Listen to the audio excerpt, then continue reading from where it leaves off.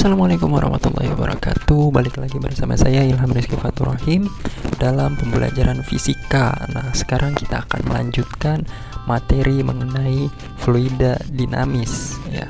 Sebelum kita mulai, ada baiknya kita berdoa terlebih dahulu. Berdoa menurut kepercayaan masing-masing. Dimulai. Selesai. Baik, mari kita mulai. Nah, yang pertama, ini kita lihat dulu tujuan pembelajarannya.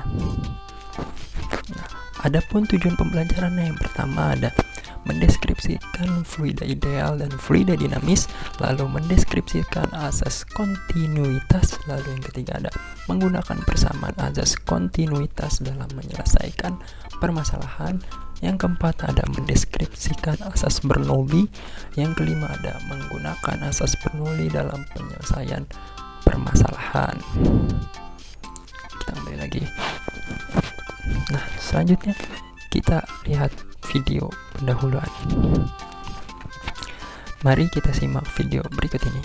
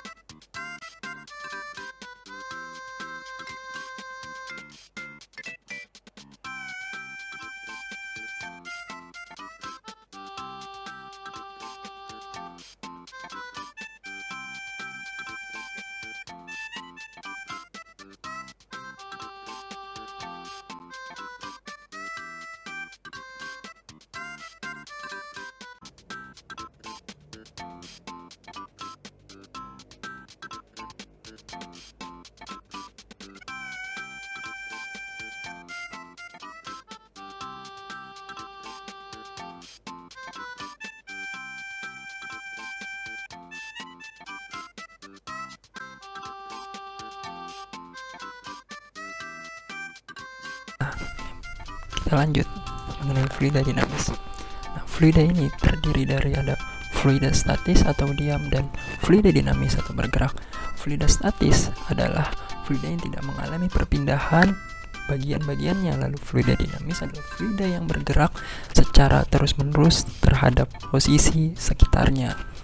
Nah, dalam fluida dinamis ini ada dua macam aliran pada fluida dinamis, yaitu ada aliran yang teratur atau kita namakan sebagai aliran laminer. Aliran laminer ini mempunyai garis alir berlapis. Lalu ada lagi sedangkan aliran yang tidak teratur kita sebut aliran turbulen. Kita lihat gambarnya. Nah, bagian A itu menunjukkan aliran laminer, yang bagian B menunjukkan aliran turbulen.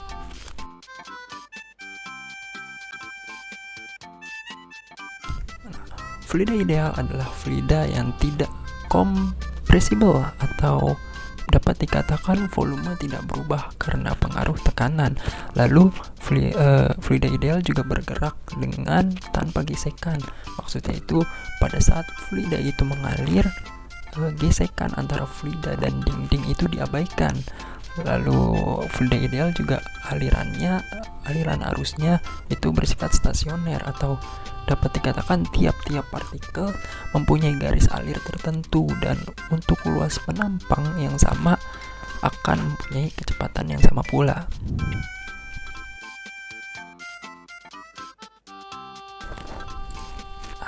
Tahukah kamu apa itu debit? Debit di sini bukan kartu ATM ya. Nah, debit adalah besaran yang menyatakan banyaknya air yang mengalir selama 1 detik yang melewati suatu penampang luas. Jadi dapat dikatakan debit itu sama dengan volume fluida dibagi waktu. Nah, selama T detik, volume fluida yang mengalir adalah itu V sama dengan A dikali L. Nah, sedang jarak L itu ditempuh selama T sama dengan L dibagi V.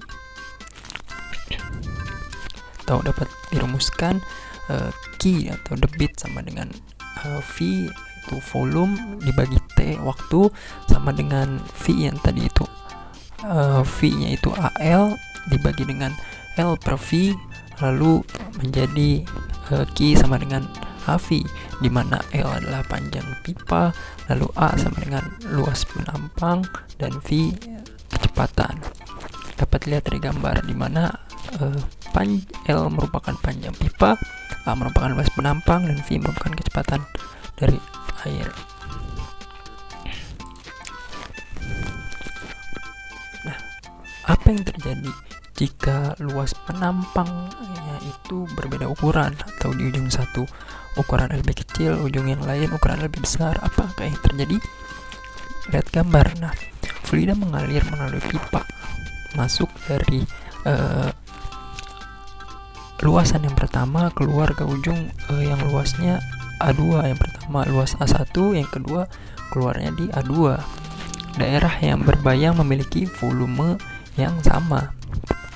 Nah, air yang memasuki pipa dengan kecepatan V1 terus volume air yang masuk dalam selang waktu delta T adalah dirumuskan sebagai V sama dengan A1 kali V1 dikali delta T, dan volume yang sama akan keluar dari pipa dengan luas penampang ujung pipa lain atau A2 dengan rumus V sama dengan A2 dikali V2 dikali delta T. Nah, dari kedua persamaan tersebut didapatkan bahwa A1 dikali V1 dikali delta T sama dengan A2 dikali V2 dikali delta T, atau dapat dituliskan lagi menjadi A1 dikali V1 sama dengan A2 dikali V2 sama dengan konstan. Nah, persamaan ini disebut dengan persamaan kontinuitas. Debit air yang masuk pada suatu penampang luasan itu sama dengan debit yang keluar pada luasan yang lain. Nah, meskipun luas penampangnya itu berbeda ukuran. Nah, contoh soal. Fluida mengalir dalam pipa yang diameternya berbeda. Kelajuan air di titik A dan jari-jarinya itu 3 cm dan 8 meter per detik. Berapakah kelajuan air di titik B dan C bila jari-jari masing-masing itu 1 cm dan 5 cm? Nah, kita diketahui luas penampang A pada titik A itu sama dengan Pi dikali 0,03 meter kuadrat. Lalu luas penampang pada titik B itu Pi dikali 0,01 meter kuadrat. Lalu luas penampang pada titik C, AC sama dengan Pi dikali 0,05 meter kuadrat. Debit air di ketiga titik tersebut sama, maka Q sama dengan VA dikali AA, lalu sama dengan VB dikali luas penampang pada titik B, lalu ada VC dikali luas penampang pada titik C. Nah, untuk menentukan VB itu dapat dengan rumus Q dibagi AB, di mana Q-nya itu V atau kecepatan dikali luas penampang dibagi dengan luas penampang pada titik B, dan dapat didapatkan hasilnya itu 72 meter per detik. Selanjutnya VC dengan rumus yang sama tapi dibagi dengan luas penampang C, dan didapatkan hasil 2,88 meter per detik. Nah, asas ini menggambarkan hubungan antara tekanan, kecepatan, dan tinggi dalam suatu garis lurus, yang mana dapat lihat dari gambar ada tekanan, kecepatan, dan ketinggian. Nah, ujung 2 dan ujung 1 ini memiliki ketinggian yang berbeda sehingga dapat dikatakan bahwa tenaga potensialnya berbeda meskipun masanya itu sama. Jika massa delta M bergerak dari ujung 1 ke ujung 2, maka massa mengalami perubahan tenaga potensial dan tenaga kinetik sebesar delta U sama dengan delta M GH2 dikurang delta M GH1, di mana delta M sama dengan delta V dikali rho, jadi delta U sama dengan rho dikali delta V buka kurung H2 dikurang H1. Untuk tenaga kinetiknya dirumuskan yaitu delta K sama dengan setengah delta M V2 kuadrat dikurang setengah delta M V1 kuadrat, atau dapat dituliskan setengah dikali rho delta V buka kurung V2 kuadrat dikurang V1 kuadrat. Nah, jika dilihat dari gambar, saat fluida di ujung kiri ini mendapat tekanan dari P dari fluida sebelah kirinya. Jadi saat fluida di ujung kiri fluida itu mendapat tekanan dari P1 dari fluida di sebelah kirinya. Nah, gaya yang diberikan oleh fluida di sebelah kiri ini yang mendorong fluida ke sini itu adalah gayanya F1 sama dengan P1 dikali A1. Nah, kerja yang dilakukan gaya ini adalah W1 sama dengan F1 dikali delta X1, atau sama dengan P1 dikali A1 dikali delta X1, di mana luas penampang dikali delta X1 atau A1 dikali delta X1 itu sama dengan volume. Nah, saat yang sama juga fluida bagian kanan memberi tekanan kepada fluida yang dari arah kiri. Nah, gaya karena tekanan ini sebesar F2 sama dengan min P2 dikali A2. Nah, kerja yang dilakukan pada gaya ini yaitu sebesar W2 sama dengan F2 kali delta X2 sama dengan minus P2 dikali A2 dikali delta X2 sama dengan minus P2 dikali volume.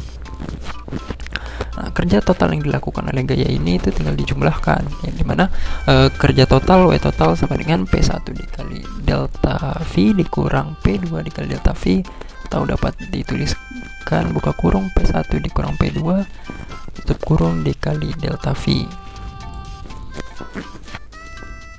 Nah, dalam hal ini ada teorema kerja dan energi, di mana W total sama dengan delta U ditambah delta K. Nah, masukkan persamaan sebelumnya atau persamaan delta U dan delta K. Tadi disebutkan bahwa W total sama dengan buka kurang P1 dikurang P2 dikali delta V, lalu W total juga sama dengan delta U plus delta K. Jadi kita masukkan delta U dan delta K. Karena karena kedua ruas memiliki delta V, maka delta V kita coret. Nah, menjadi rumusnya menjadi lebih sederhana, yaitu dimana P1 dikurang P2 sama dengan rho dikali G buka kurung H2 dikurang H1 ditambah setengah dikali rho buka kurung V2 kuadrat dikurang V1 kuadrat. Persamaan tersebut dapat diubah menjadi P1 ditambah rho GH1 ditambah setengah rho V1 kuadrat sama dengan P2 ditambah rho GH2 ditambah setengah rho V2 kuadrat.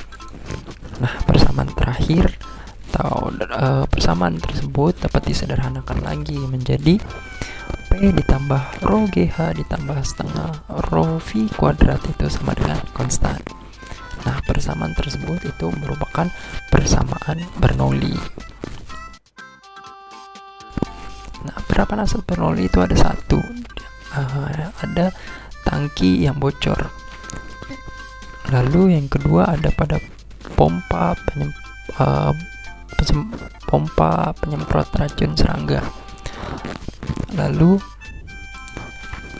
ada juga karburator lalu ada lagi venturimeter, dan yang terakhir ada garis arus di sekitar sayap pesawat terbang.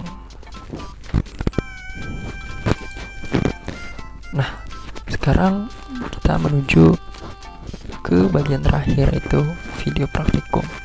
Nah, video praktikum ini bisa kalian lakukan di rumah karena menggunakan alat-alat yang sederhana untuk bisa lebih memahami Siapkan alat dan tentang bahan. fluida dinamis. Botol Mari plastik kita saksikan. bekas, lilin, korek api, penggaris, obeng, pewarna makanan, lakban hitam, spidol. Ukurlah botol plastik bekas dari bawah sepanjang 5 cm menggunakan penggaris.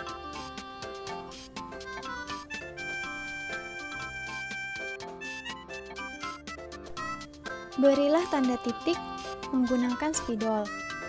Buatlah 4 titik berjarak 5 cm pada masing-masing titik.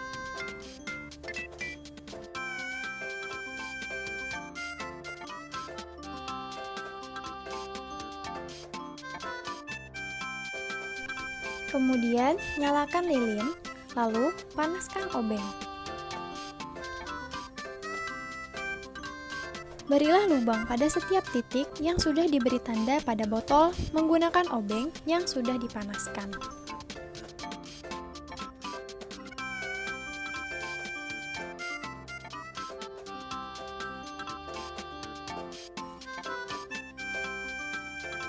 Selanjutnya, siapkan alat dan bahan. Botol plastik bekas, lilin, korek api, penggaris, obeng, pewarna makanan, lakban hitam, spidol. Ukurlah botol plastik bekas dari bawah sepanjang 5 cm menggunakan penggaris.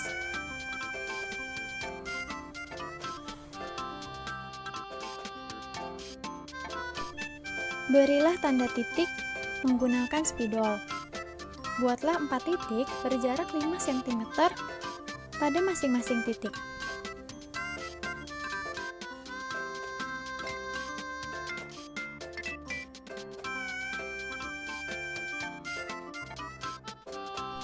Kemudian, nyalakan lilin, lalu panaskan obeng.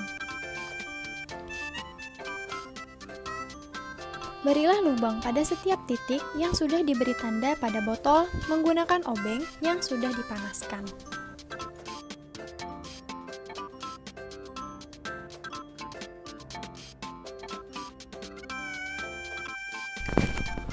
Oke, mudah bukan videonya? Nah, kalian bisa melakukan praktikum tersebut di rumah masing-masing karena menggunakan alat-alat yang sederhana. Nah, sampai di sini dulu materi yang bisa saya sampaikan. Kurang lebihnya mohon maaf. Assalamualaikum warahmatullahi wabarakatuh. Sampai jumpa di video selanjutnya.